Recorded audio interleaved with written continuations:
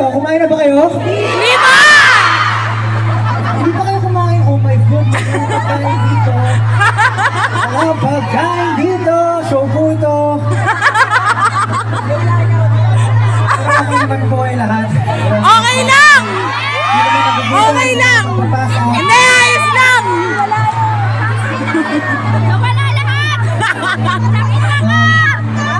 Okay na kami! Pag di pa alala lang, huwag kayo magtutulakan na. Kailangan na mag-step up ng konti. Yes! Malapit naman ako sa inyo para mag-feel na huwag lang magtutulakan. Ang sasabi natin gusto mangyari is yung mapahamak dito. You just wanna enjoy this night. Enjoy this celebration. Yes, Pinuno!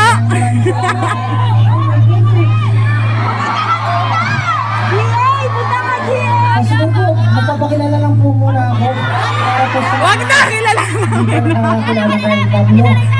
Ako nga po pala si Pablo. Pablo! Pablo! Ako ng ST19. Pero sa araw po lang ngayon, mag-isa lang po ako.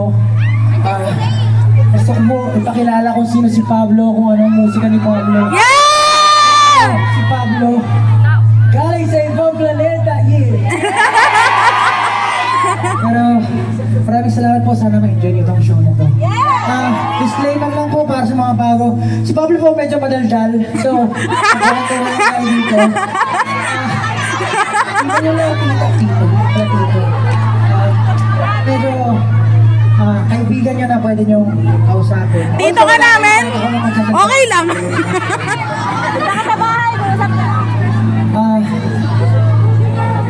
Gusto, I love you too, brother.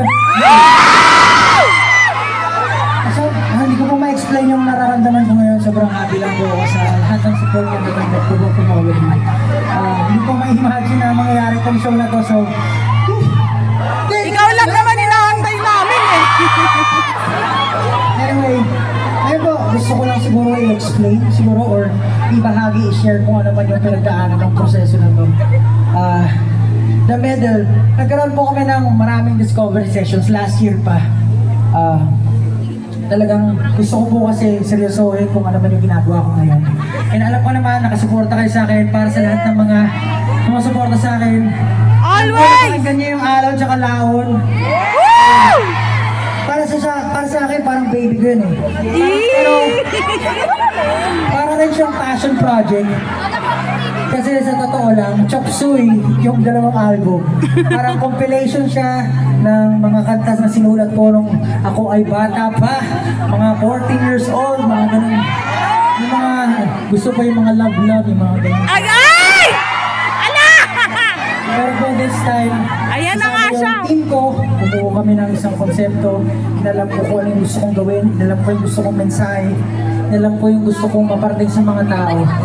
Yan, nabuo po yung The Middle Child.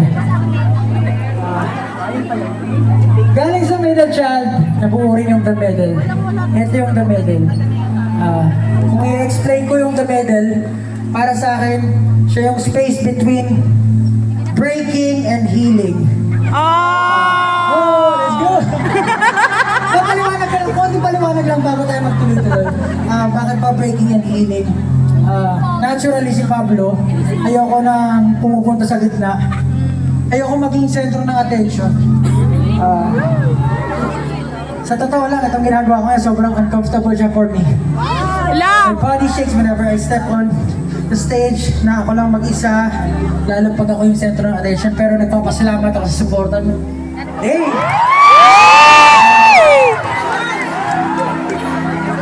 Yan nga, introverted, naturally, pero binibigay ko yung best ko kahit nasa side ako. As the middle child and the middle, ang goal ko talaga sa buhay, gusto ko maging reminder ako na bawat isa sa inyo na nandito, magaling kayong lahat. Naniniwala ba kayo na magaling kayong lahat? Yes! Dito sa likod, naniniwala ba kayo na magaling kayong lahat? Yeah! That's what I'm talking about. Pero ako kasi, si Pablo, kahit i-compliment niya ako, nahihiya ako eh.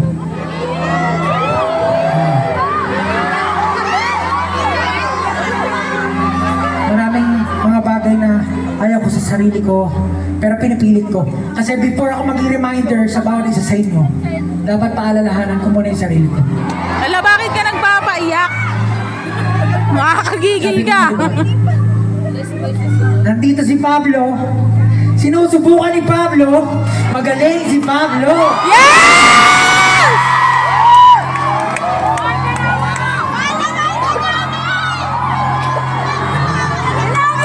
So kahit natatakot ako, kahit kinakabahan ako.